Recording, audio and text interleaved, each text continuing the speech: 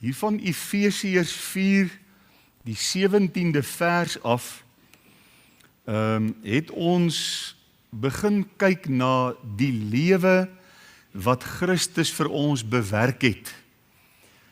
Wanneer Paulus hierdie, wat sal 'n mens dit nou noem, instruksies gee, lewenslesse vir ons kom gee, hoe ons in die praktyk moet leef, dan is dit nie maar net losstaande instruksies wat enige iemand uit eie krag en uit eie beweging kan gaan doen nie. Die meeste mense wat in elk geval die Here nie ken nie, en wat nie uit genade gered is nie, vir hulle gaan dit geen sin maak. Dit gaan vir hulle onmoontlik wees om te probeer doen wat Paulus hier beveel. En ons het daar in vers 17 tot 19 het ons gesien, dis nou hoofstuk 4 van Efesiërs, dat ons nie langer moet lewe soos die heidene nie. Hulle denke was verward, hulle harte was verhard, hulle lewens was onrein, en ons word opgeroep om daardie ou lewe af te lê en 'n nuwe lewe in Christus na te jaag en na te streef en te lewe. Toe het ons in vers 20 tot 24 gesien dat Jesus het 'n nuwe lewe vir nuwe mense kom bewerkstellig. En ons het gesien hoe ons hom leer ken het, hoe hy is, wie hy is, wat sy karakter is. Ons het gesien dat die waarheid is in hom. En ons het gesien dat hy vir ons 'n nuwe lewe kom bewerkstellig het op elke terrein van ons lewens, en dat dit 'n lewe is van ware geregtigheid en heiligheid. Ons hoef met ander woorde nie daar by die deur 'n stel reëls en regulasies op te sit en te sê, luister, as jy hier wil wees, is dit hoe jy moet lewe nie. Ons lewe 'n lewe van ware geregtigheid en ware heiligheid in Christus. Ons lees dan nou saam uit Efesiërs 4, vers 25 tot 32. Daarom, lê die leuen af en spreek die waarheid elkeen met sy naaste, want ons is mekaar se lede. Word toornig en moenie sondig nie. Laat die son nie ondergaan oor julle tore nie. En gee aan die duiwel geen plek nie. Laat die een wat steel nie meer steel nie, maar laat hom liewer arbei deur met sy hande te werk wat goed is, sodat hy iets kan hê om mee te deel aan die wat gebrek het.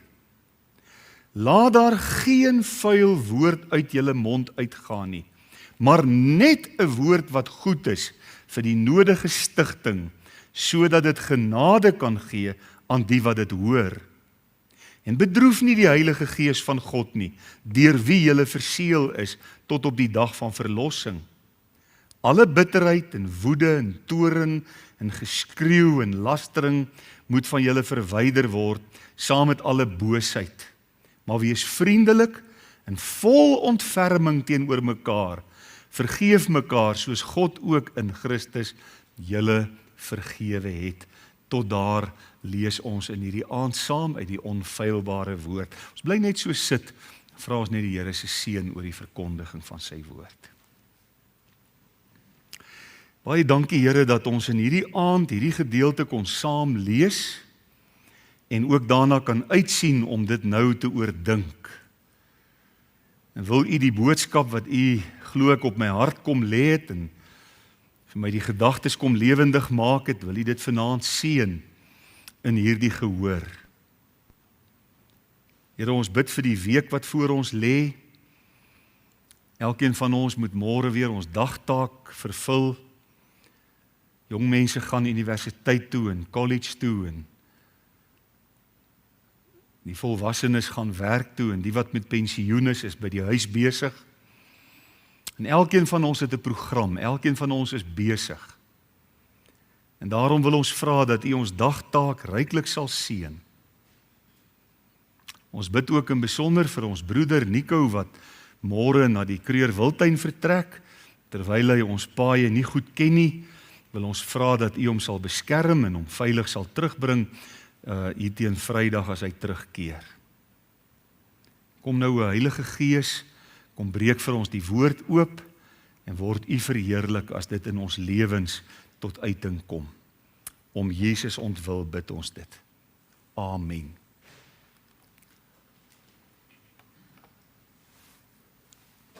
Lyk dit bekend? Ek dink my vrou gaan dadelik so maak. 'n nuwe lewe in ons woorde en verhoudings. En U sal so deur die loop van die aand agterkom hoekom ek daai prentjie gekies het. Daar was 'n tyd toe ons by die see gebly het en ek is baie lief vir visvang en dan kry 'n mens nou lekker vars sardyne. Jy dink in elk geval is vars. En jy gaan see toe en jy die hele dag besig en jy sit sardyne aan die hoek en jy draai dit vas met die lyn en jy probeer 'n vis vang. Soms vang jy wel 'n vis, meeste van die tyd nie. Maar wanneer ek by die huis gekom het, dan het my dierbare vroutjie 'n reël gehad, die wasgoedmandjie staan sommer daar by die agterdeur. En dan moet ek die ou visklere uittrek en daar in die wasgoedmandjie gooi, dat sy dit sommer dadelik kan was, want dit het nogal 'n lekker reukie. So 'n sardientjie reukie, so 'n sardyne reukie. En nou het ek gewonder terwyl ek voorberei het hierdie week, as 'n mens nou so sou gaan visvang en jou klere is lekker vuil, jy kom by die huis en jou gesig en die familie se gesigte lyk so oor die visreuk wat aan jou klere klou. En almal wil graag hê jy moet net in die stort kom en jy sou gaan en jy stort en jy was jou hare met shampoo wat heerlik ruik en jy was jou hele liggaam en jou hande veral dan nou met seep wat lekker ruik en jy kom uit die stort en jy droog jou af en jy trek skoon klere aan wat met koue water oumou gewas is wat ook lekker ruik. En ek sou daar na die vismandjie of na die wasgoedmandjie toe stap en sê nee, nou trek ek die ou visklere bo-oor aan. Sou dit sin maak? Almal se koppe gaan so, en dit sal nie sin maak nie. Dit sal geen sin maak om daardie ou stinkvuil klere bo-oor die skoon klere aan te trek nie.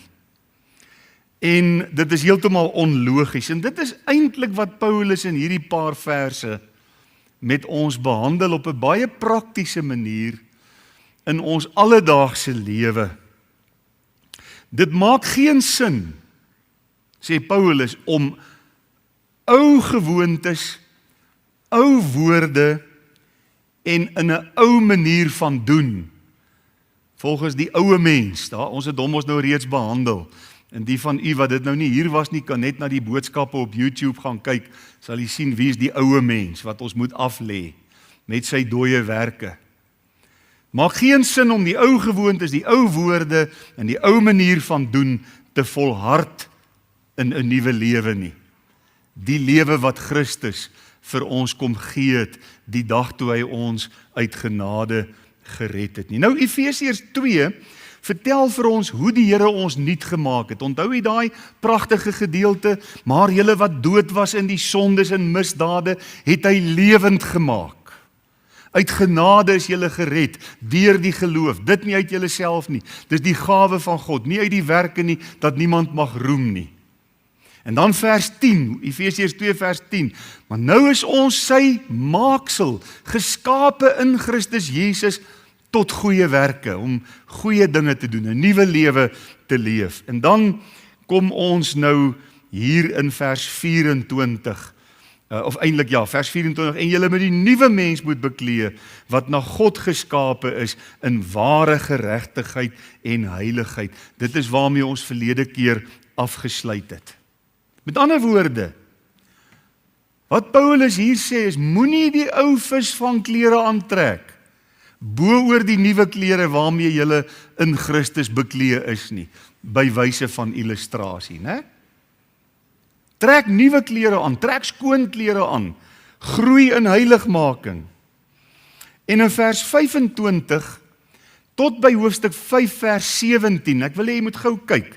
Hoofstuk 4 vers 25, en dan vat jy jou vinger af en jy sê, tot by hoofstuk 5 vers 17. Daai hele gedeelte gaan oor een ding. Hoe lyk ware geregtigheid en heiligheid in die praktyk? Hoe lyk dit in die praktyk? Hoe lyk dit in ons alledaagse lewe? En ek het reeds aan die begin gesê, wat Paulus hier behandel is nie 'n stel losstaande reëls en regulasies wat enige iemand sommer net kan doen nie. 'n Ongeredde mens gaan nie regkom met hierdie instruksies nie. Hy gaan elke dag 'n nuwe blaadjie probeer omslaan en hy gaan agterkom, dit is nie moontlik nie. Dit is onmoontlik om so te lewe as jy nie die lewe van Christus ontvang het binne in jou. As jy nie saam met hom lewend gemaak is wat Efesiërs 2 vir ons sê nie. Dit is nie net sommer net 'n klomp morele reëls en standaarde nie. Dit is 'n nuwe identiteit wat Jesus ons gegee het, wat in ons lewens sigbaar moet word. En in die paar verse wat ons vanaand behandel, gaan dit oor ons woorde en ons verhoudings. So dit is waarop Paulus van vers 25 tot 32 fokus. Ons woorde en ons verhoudings. In die eerste plek, die nuwe mens, wat nuwe klere aan het, wat na Christus geskape is, of na God geskape is, in ware geregtigheid en heiligheid, praat die waarheid. Leef nie meer in leuns nie, praat nie leuntaal nie. Kyk wat sê vers 25, daarom, en dan moet ons dadelik vra waarom, omdat ons na God geskape is, in ware geregtigheid en heiligheid, sê die vorige vers. Daarom, lê die leuen af, en spreek die waarheid, elkeen met sy naaste, want ons is mekaar se lede. Dis 'n aangrypende gedagte hierdie. Die daarom wys terug na vers 24, die ou mens is afgelê, die visvangklere is uitgetrek, ons het die nuwe mens aangetrek wat na God geskape is, in ware geregtigheid en heiligheid, en hierdie mens wat nuut geskape is, wat na die beeld van God geskape is, waar die beeld van Christus herstel is, leef in die lig daarvan in waarheid. Dit is mooi wat Paulus sê, hy hanteer waarheid na al twee kante toe. Hy sê vir ons daarom, lê die leuen af, dis die negatief. Moenie leuns vertel nie. Praat altyd die waarheid. En dan die tweede deel, en spreek die waarheid, elkeen met sy naaste, want ons is mekaar se lede. Sou jy met my saamstem as ons die daarom uitlaat? As ek nou van vers 24 af gelees het en ek het die daarom gelos en ek het net gelees, lê die leuen af, dan kan dit baie maklik klink soos 'n stelletjie losstaande reëls wat ons nou wil implementeer. Maar al die instruksies wat Paulus nou vir ons gee, hierdie praktiese instruksies, sentreer rondom die daarom. Omdat ons nuut gemaak is, omdat ons na God geskape is in ware geregtigheid en heiligmaking, daarom moet ons die volgende doen. En as dit maar net bloot 'n stel reëls en regulasies was, dan was dit dooie wettisisme. Dan was dit goed wat ons probeer het om daardeur te kyk of ons die Here kan beïndruk. Maar nou is dit deel van ons nuwe lewe in die Here Jesus. Waarheid is deel van God se karakter. Is dit so? God is waarheid. En daar is in hom geen leuen nie. Hy is totaal los van leuns. Daar's iets wat jy nooit by God sal vind nie. En dit is, hy sal nooit 'n leuen vertel nie. Daar's niks in God wat leuenagtig is nie. Hy is absoluut waarheid. Die sielevyand aan die ander kant is 'n leuenaar van die begin af. En hy's die vader van die leuen. En die Bybel sê in hom is geen waarheid nie. Dit is nogal 'n kontras, né? Tussen God wat waarheid is en Satan wat die leuen is. Hy is die vader van die leuen. En daarom behoort 'n kind van God baie seker te maak dat ons die leuen aflê en die waarheid spreek elkeen met sy naaste. Want ons is mekaar se lede. Ons behoort in Christus, behoort ons aan mekaar. Ons is deel van dieselfde liggaam, die liggaam van Christus, waarvan hy die hoof is. En in hierdie liggaam moet waarheid altyd seëvier. In Numeri 23 vers 19 lees ons hierdie baie belangrike woorde: God is geen man dat hy sou lieg, of 'n mensekind dat dit hom sou berou nie. Sou hy iets sê en dit nie doen nie? Of iets spreek en dit nie waar maak nie? Besef ons vanaand hoe treffend is hierdie woorde in Numeri 19 vers 23. Dat ons God op sy woord kan neem. Alles wat hy sê, sal hy doen. Hy is 'n waarmaker van sy woord. Hy kan nie lieg nie, daar's geen leuen in hom nie. En daarom is die nuwe mens, wat na God geskape is, in ware geregtigheid en heiligheid, ook iemand wat die leuen moet aflê, en die waarheid moet aandleef, die waarheid moet spreek. Dis die praktyk van 'n kind van God. Dit maak geen sin dat ons as kinders van die Here ons moet leuns besig hou nie. Wat het Jesus ons geleer aangaande die waarheid? Hy het gesê, julle sal die waarheid ken, verwysende na die woord, wat die waarheid is, en die waarheid sal julle vrymaak. Ek het as kind hoeveel kere in my lewe moes leer, jy weet, dit werk mos nou maar so as jy klein is, en maak jy droog, en jy kom agter, hier kom groot moeilikheid, en die eerste ding wat jy probeer om uit die moeilikheid uit te bly, is wat? Jy jok. Jy vertel 'n leuen. Dinkende, dit gaan jou uit die moeilikheid uitkry. Maar as jou ma of jou pa uitvind, jy het nou nog vir hulle gejok ook, dan raak die moeilikheid net 5 maal groter. En ek moes die les van kleins af leer dat die waarheid sal jou vrymaak. Dit was vir my nogal 'n bevrydende ding toe ek ontdek, ek kom ligter daarvan af as ek die waarheid praat, as wanneer ek vir my ouers probeer lieg en hulle 'n rad voor die oë probeer draai en hulle my dan uitvang, dan het ek moeilikheid. So die eerste les wat Paulus ons vanaand wil kom leer is dat ons in die waarheid sal lewe, dat ons die waarheid sal praat, dat ons die leuen sal aflê en kan jy ook sien, dit gaan hier oor ons verhoudinge met mekaar. Ons is mekaar se lede, ons moet met mekaar in die waarheid lewe, nie met leuns nie. Wanneer 'n mens uitvind iemand het vir jou geleuen vertel, dan is dit 'n geweldige teleurstelling.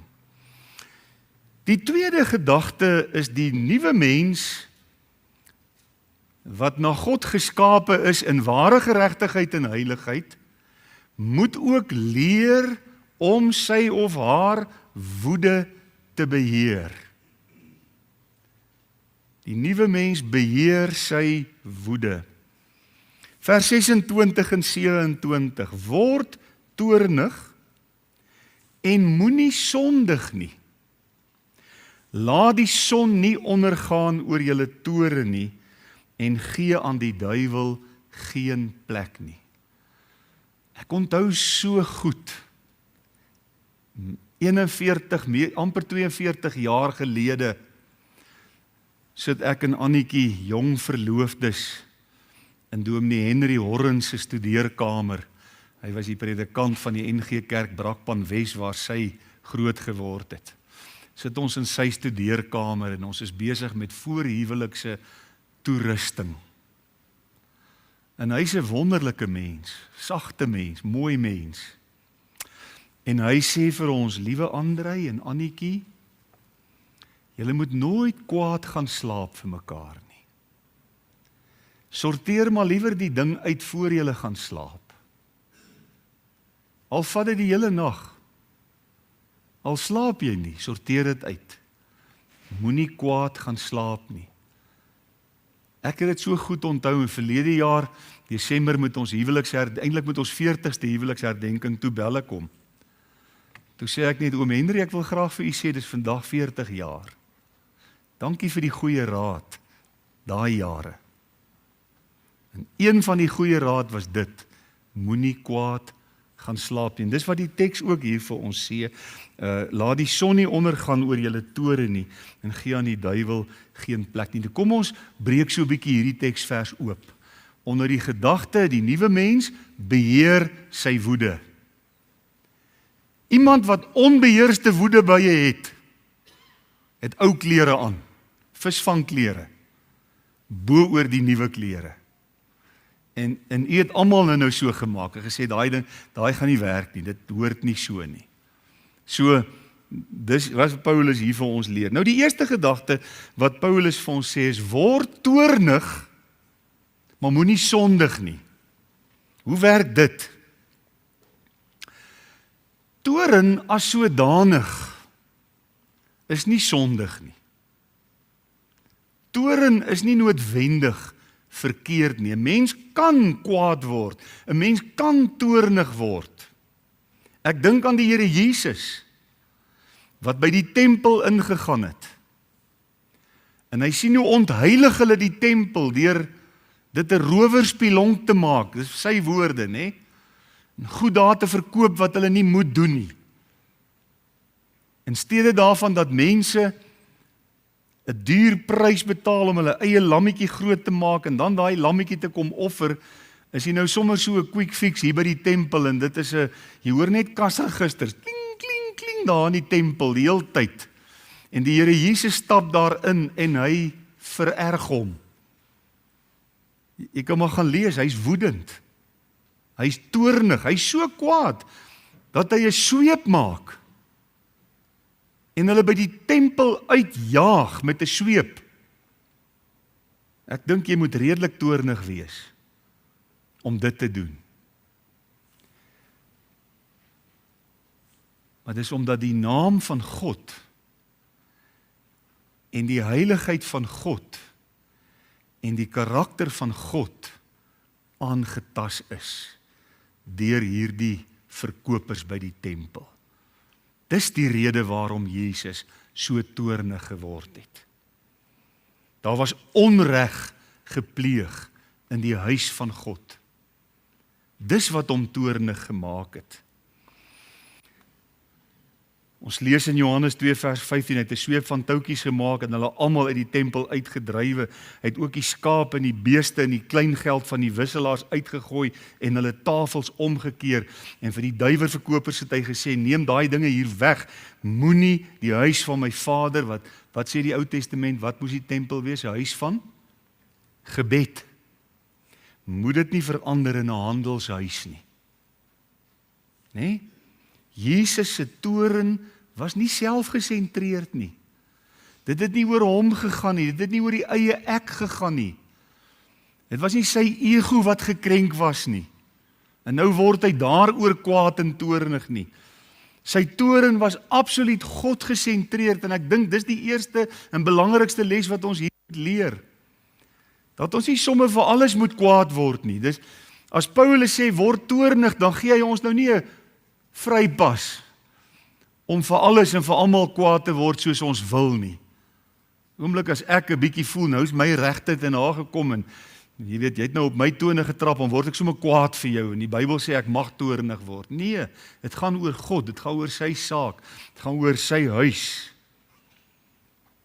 En Paulus waarsku ons dat ons toorn baie maklik kan omskakel in sonde. Daarom moet 'n mens ook, as jy toornig word, baie versigtig toornig word. Jy moet nie sommer net kwaad word vir enige iets nie.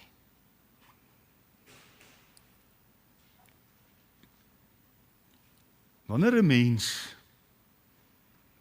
lig geraak is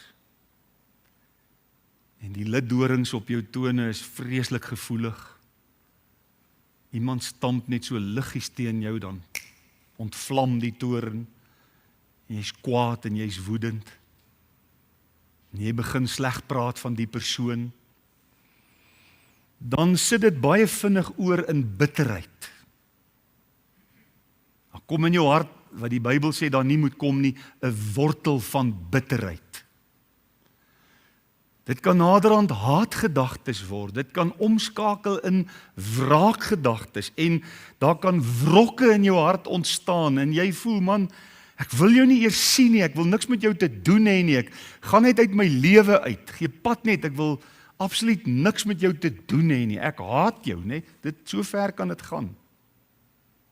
Dis waarteen Paulus hier waarsku. En hoe maklik kan dit gebeur? Hoe maklik kan 'n mens, 'n kind van God selfs, in daardie struik trap? Verskriklik. En dan kan ek maar weet, ek het sommer 5 stelle ou klere oor my nuwe klere aangetrek. Lekker visvangklere. Ek ryk op 'n afstand. Dis nie goed nie, dit hoort nie by die kind van God nie. En dan die laaste wat hy sê, laat die son nie ondergaan oor julle toorn nie.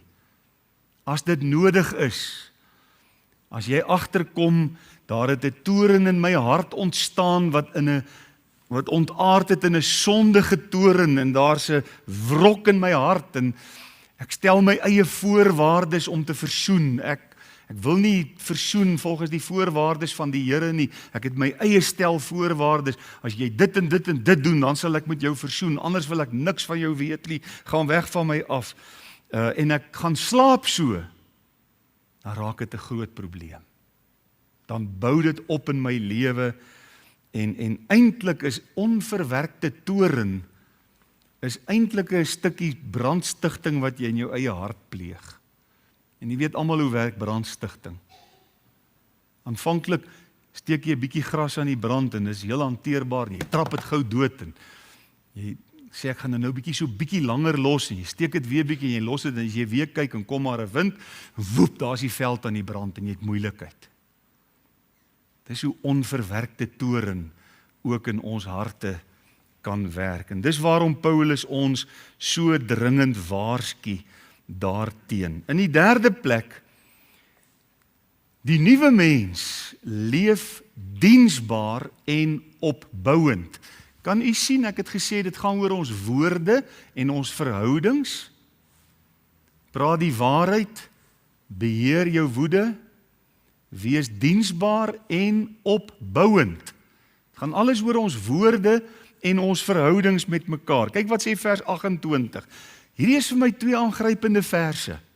Vers 28 en 29.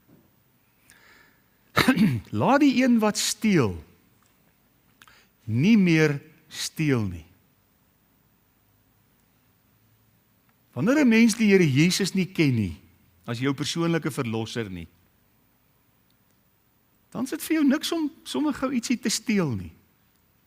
Vir baie mense in elk geval. Party mense het 'n goeie morele kompas en hulle sal nie daar gaan nie, hulle sal nie steel nie. Maar ek het mos al vir u die storieetjie vertel van die ou by die werk. Hy kry 'n oproep en die skoolhoof sê my dringend kom sien, hier's moeilikheid met jou kind. Nou stap hy daar in, nou sê hy, wat gaan aan? Nee, jou kind steel die maatjie se potlode. En die pa dop hom sommer net daarom en hy gee hom 'n goeie pak sla en hy sê vir hom, "Hoekom doen jy dit? Plek sê jy vir my, dan bring ek vir jou potlode van die werk af." Nee, dis hoe dit gaan. Dis wat mense doen. En wanneer 'n mens ongered is, dan steel jy maklik tyd by die werk, jy steel die potlode by die werk om vir jou kind te gee, jy doen wat so goed ook al. En jy dink, ag, is niks. Dis nie niks nie, dis ou visvangklere. Dit moet uitgetrek word. Laat die een wat steel nie meer steel nie. Al is dit so klein en onskuldig, soos die illustrasie nou gesê het. Hoor nou hierdie woorde. Maar laat hom liewer arbei deur met sy hande te werk wat goed is. Hoor nou hier, sodat hy iets kan hê om mee te deel aan die een wat gebrek het. Ons gaan nou daaroor praat. Kom ons lees ook vers 29.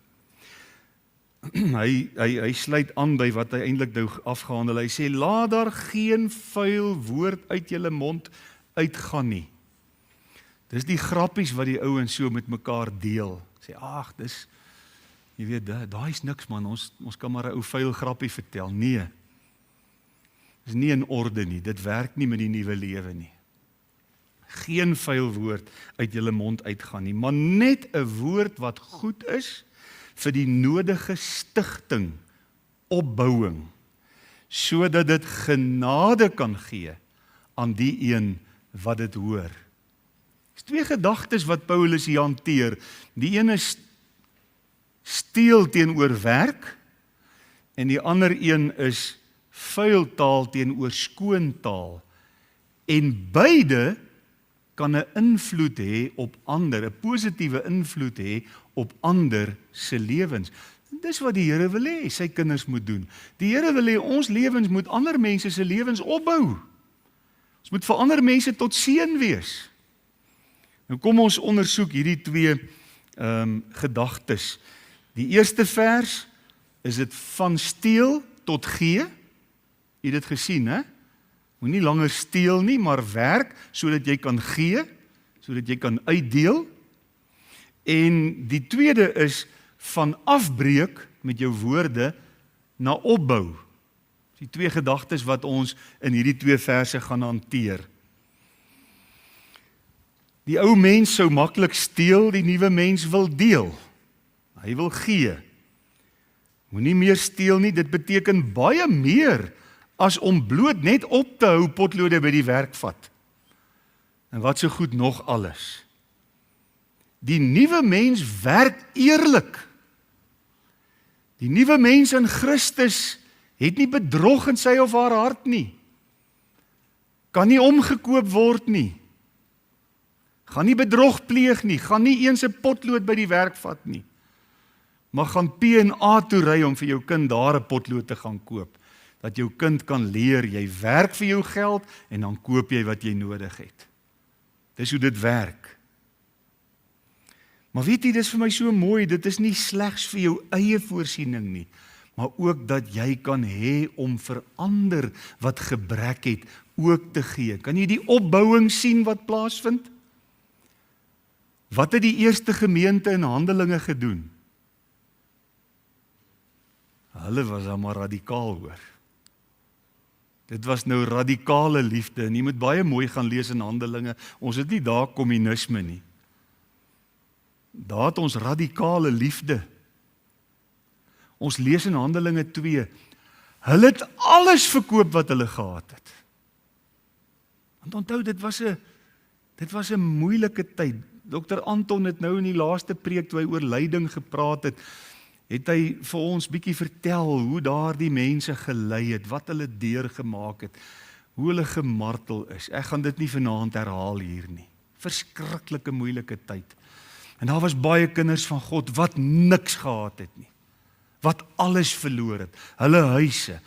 Hulle het nie voedsel gehad om te eet nie. Hulle het nie klere gehad om aan te trek nie. Hulle was werklik in armoede gedompel. En toe kom daai eerste gemeente in Jerusalem, in die vuur van hulle eerste liefde. En hulle besluit saam, kom ons verkoop alles wat ons het. ons huise, ons besittings, alles. En dan deel ons dit tussen mekaar, sodat almal gelyk kan hê. Ek dink is die laaste keer wat dit gebeur het. Dink jy dit het ooit weer in die kerkgeskiedenis gebeur nie? Die res van die kerkgeskiedenis lees ons dit en dan kom maar so 'n vraagteken. Dis daar maar radikaal hoor. Dis daar maar erg. Ek kan nie dit doen nie. Dan het ek niks. Hoor wat sê Paulus. Moenie langer steel nie. Maar werk met jou hande, sodat jy genoeg kan hê om vir jouself te voorsien en jou boetie en sussie wat nood het, te kan help. Dit is vir my so wonderlik, weet jy, dat ons hier in 'n gemeente is waar die diens van barmhartigheid iets werklik is en jy sien dit funksioneer en jy sien hoe ons mekaar kan help en is dit nie kosbaar nie, is dit nie wonderlik dat ons met ons tiendes en offergawes, ons het nie eens nodig om ekstra te vra nie, die gemeente gee hulle tiendes en offergawes in so 'n mate dat ons kan help as daar nood is. Moet dit so wees? Wat sê u? Hier staan dit. Wonderlik. En dan in die tweede plek lees ons ook dat van afbreek na opbou. Hy sê ons moenie vuil of bedorwe taal gebruik nie. Taal wat onwelvoeglik en grof is en wat nie pas nie. Maar jy weet hierdie onwelvoeglike taal, vuil taal uit 'n mens se mond is nie net onwelvoeglik en lelik nie, dis ook leeg. Dit kan niemand opbou nie. Dit kan vir niemand iets beteken nie. Was u al in 'n vertrek waar iemand begin vloek?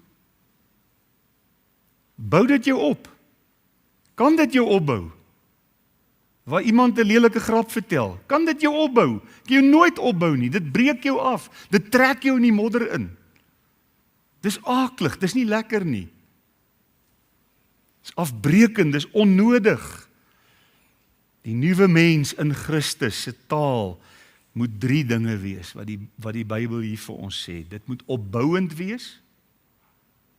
Dit moet gepas wees, dit moet pas by die situasie en die oomblik en dit moet genadig wees, dit moet opbou. En daarom as ons met mekaar praat, moet ons vra, bou my woorde, bou my sinne, bou my gesprekke met ander mense hulle op in hulle geloof, bring dit hulle nader aan die Here. So belangrik. In die 4de en laaste plek, die nuwe mens word 'n bedienaar van genade. Kyk nou wat sê vers 30 tot 32. En bedroef nie die Heilige Gees van God nie, deur wie julle verseël is tot die dag van verlossing. Alle bitterheid, dit sluit aan by wat ons nou gelees het, né? By die vorige vers, daarom gaan ek nie lank hieroor praat nie. Alle bitterheid en woede en toorn en geskreeu en lastering moet van julle verwyder word, saam met alle boosheid. Maar wees vriendelik en vol ontferming teenoor mekaar. Vergeef mekaar, soos God ook in Christus julle vergewe het. Nou ons het 'n volledige boodskap maandag aand, het ons hier gehad oor vergewe mekaar. Ek gaan nie eers nodig hê om verder vanaand 'n woord daaroor te praat nie. Ons onthou dit, ons weet waaroor gaan dit. Bedroef nie die Heilige Gees van God nie. En dit wys vir ons dat die Heilige Gees is 'n persoon. Het jy al gevoel, hoe voel dit? As jy iets sê, en dit maak 'n ander persoon so seer, dat daai persoon begin huil. Daar kom droefheid. En daai persoon huil onbedaarlik, en jy vra, wat is fout? Dit wat jy nou gesê het soos 'n dolk in my hart ingesteek. dis nie lekker nie, nê. Dan voel jy baie sleg. Dan voel jy, hoekom het ek nou nie 'n wag voor my mond gehad nie? Miskien het hy dit nie eens lelik bedoel nie. Maar dit gebeur so maklik dat ons mekaar met ons woorde kan seermaak. Maar weet jy wat? Die Heilige Gees van God wat in ons woon, kan ook bedroef word. Hartseer word oor ons lewens. Hy woon in my, hy het my kom verseël. Die Bybel sê tot op die dag van verlossing, daai verseël beteken, ek is nou God se eiendom, en ek het sekuriteit, wat alleen hy vir my kan gee. Dis die seël van God, deur die Heilige Gees in my hart. Moenie die Heilige Gees van God bedroef nie. As ons die konteks van die gedeelte vat, dan word die Gees van God bedroef, deur afbrekende of leë woorde, vuil taal. Hy word bedroef deur leuns. Hy word bedroef deur onbeheerste woede. Hy word bedroef deur oneerlikheid. Hy word bedroef deur enige iets wat onheilig is. Want hy is die Heilige Gees. Alles wat onheilig is, alles wat onrein is, bedroef hom. En daar's 3 redes vir hierdie oproep, want in die eerste plek, hy is die Heilige Gees. In die tweede plek, hy is die Heilige Gees van God, of God die Heilige Gees. In die derde plek, hy verseël ons tot op die dag van verlossing. Alle bitterheid en woede en toorn en geskreeu en lastering moet van julle verwyder word saam met alle boosheid. Iemand wat baie na aan my was, mens kan amper sê 'n beste vriend van my vir jare, gaan deur 'n egskeiding. En dit is vir die persoon 'n verskriklike ding, hierdie egskeiding. Jy kan sien, hy is sommer in 'n depressie, as gevolg van dit wat hy deurmaak. En die persoon projekteer toe baie na sy wederhelft toe. Sy het dit gedoen, en sy het dit gedoen, en sy het dit gedoen, en sy is alleen die skuldige. En weet jy, ek gesels eendag met hom, ons drink koffie saam, en ek gesels met hom, en ek sê vir hom, sal jy my verdra, sal jy my vergewe, as ek jou mooi vra, dat jy sal ophou om die heeltyd net na haar toe te wys. Wil jy nie ook die Here vra om in jou eie hart in te wys? En die persoon snap dit. En 2 weke later bel hy my, sê vir my, weet jy wat het gisteraand met my gebeur? Ek sê nee, wat? Hy sê, ek het gisteraand tot bekering gekom. Ek het gisteraand Jesus as my saligmaker ontmoet. Ek sê, hoe het dit gebeur? Hy sê, ek het Efesiërs 4 vers 31 gelees. En ek het gelees, daar staan alle bitterheid en woede en toorn en geskreeu en lastering moet van my verwyder word saam met alle boosheid. En in daardie oomblik het God 'n spieël voor my kom hou. En ek het myself gesien. En ek het op my knieë gegaan en vir die Here gesê, Here, dit was nooit sy nie. Dit was ek. Vergewe my asseblief. Hy sê, en ek het ervaar dat die Here my vergewe en ek is so lig soos 'n veertjie. En daardie persoon het die Here voluit gedien tot die dag van sy dood. Hy is nou nie meer met ons nie. Is dit nie kosbaar nie? Dis die woord. Ek gaan nie daaroor praat nie, ons het eintlik genoeg daaroor gesê in die vorige punte. Ons kom by vers 32, maar wees vriendelik en vol ontferming, full of compassion.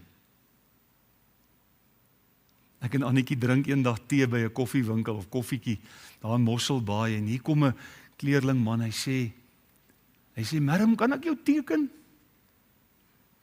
En sy sê, nee, ek wil nie geteken wees nie. Hy sê, asseblief Merrim, jy lyk so vol kompassie. En dit is vir my so mooi, toe sê ek vir hom, luister, teken my jong, en nou ja, dit het vir my glad nie soos Annetjie gelyk nie, maar net omdat hy gesê het, sy is so vol kompassie, dit lyk vir hom so in elk geval. En dis wat die Here wil hê ons moet wees. Wees vriendelik en vol ontferming teenoor mekaar. Vergeef mekaar soos God in Christus ons vergewe het. Dis die hart van die nuwe lewe. Dit wat ons hier lees. Ons vergewe nie ander mense omdat hulle dit verdien nie.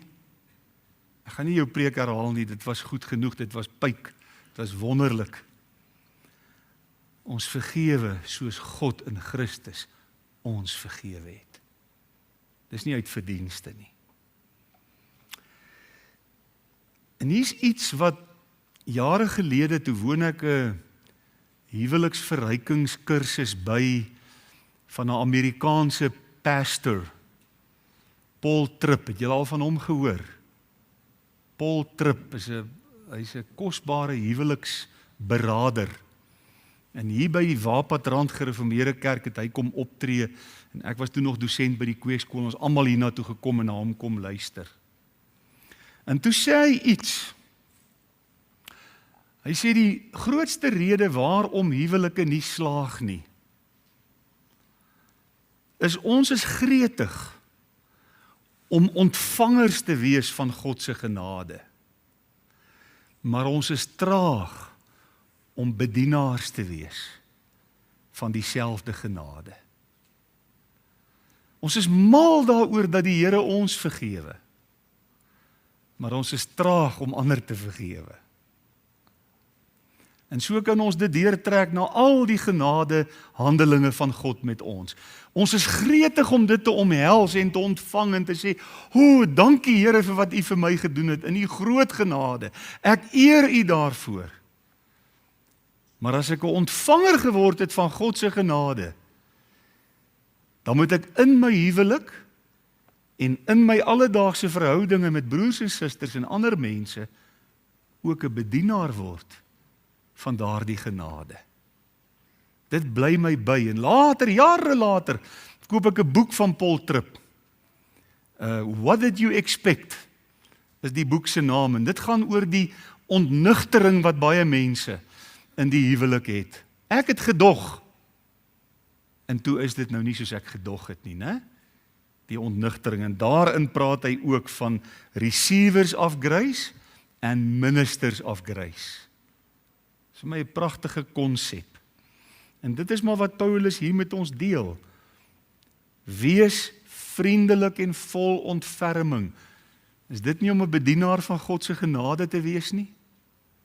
As ek vriendelik is en vol ontferming teenoor ander, as ek bereid is om te vergewe, soos God ons in Christus ook vergewe het. Kom ons sluit af. Die gedeelte wat ons vanaand behandel het, vat ons in die praktyk in, daar waar u en ek elke dag lewe. Is dit so? Verseker. Daar waar ons met ander mense skouers skuur, en daar word ons geroep om die waarheid te praat en die leuen af te lê. Hoekom? Ons is mekaar se lede. Dis hoekom.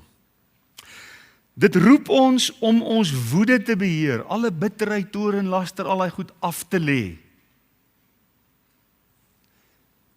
Dit roep ons om aan die duiwel geen plek te gee nie. Het ek dit behandel vanaand? Gee aan die duiwel geen plek nie. Nou kan ek nie onthou of ek daaroor gepraat het nie. Ek dink nie ek het nie, maar luister, is belangrik hoor. Gee aan die duiwel geen plek nie. Geen plek nie. Die duiwel soek altyd 'n vasdrapplek in 'n gemeente. En wie gebruik hy? Kinders van God. En as hy daai vasdrapplek kry, dan kom skeer hy ons uitmekaar uit. Dit wat u en ek nou so geniet, die eensgesindheid, die samehorigheid, die harmonie, weet vanaand, die duiwel hou nie daarvan nie. Hy soek dit nie. Hy wil dit verongeluk. En hy wil my gebruik. Daarom moet ek waaksaam wees. Daarom moet ek aan hom geen plek gee nie. Hy moet nie plek kry in my lewe nie. Geen vasdraplek nie. Goed, nou het ek daaroor ook gepraat. Ons word geroep om diensbaar te wees, om ander op te bou, om nie net ontvangers van God se genade te wees nie, maar ook bedienaars van dieselfde genade. Dit is vir my so wonderlik hoe hierdie gedeelte ons vanaand uit die teologie uithaal en in die praktyk kom neersit. Uit die teorie uit in die alledaagse lewe in. Daar waar ons met mekaar elke dag skouers skuur. Dis waar dit moet uitwerk, die dinge. En dis nie 'n stel losstaande reëls en regulasies nie, dis gekoppel aan 'n daarom. Waarom? Omdat ons na God geskape is, in ware geregtigheid en in ware heiligheid. Daarom moet hierdie dinge in ons lewens uitwerk in die praktyk. Mag die Here ons help dat ons as nuwe skepsels in Christus so sal lewe. En as u vanaand sê, joeg, ek het nou soos daai persoon van wie jy gepraat het die Here vanaand sy spieël voor my kom hou en ek het ontdek, ek het nog nie die lewe nie. Ek probeer in eie krag dinge doen en ek kry dit nie reg nie. Dan nooi die Here jou vanaand na hom toe en hy sê vanaand vir jou, kom na my toe, ek wil jou hierdie lewe gee. Al wat jy hoef te doen, is om in berou oor jou sonde na Jesus toe te vlug en te sê, Here Jesus, ek het u nodig, kom was my in u bloed, maak my u kind, maak my nuut, gee my u lewe. Moenie wag nie, moenie huiwer nie, doen dit vanaand as dit nodig is. Jy sal nooit spyt wees nie. En dan kan jy die lewe begin lewe. As die Here ons spaar, dan gaan ons volgende week aan met hoofstuk 5, wees navolgers van God soos geliefde kinders. Nou kom ons, dit raak net al lekkerder, dit raak net al beter. So mag die Here ons in hierdie week wat kom seën en mag ons vir hom lewe tot eer van sy naam. Amen. Hemelse Vader, baie dankie dat ons ook hierdie diens in u naam kan afsluit vanaand. Dankie hoe prakties die woord is. U het so prakties met ons kom praat vanaand. U het vir ons kom leer wat is u begeertes met ons lewens. En ag Here, ons bid dat u ons elkeen sal kom vorm en sal kom maak na die beeld van Jesus, sodat ons dit kan uitlewe wat ons vanaand gehoor het. Ons vra dit in Jesus se naam met danksegging in ons harte. Amen.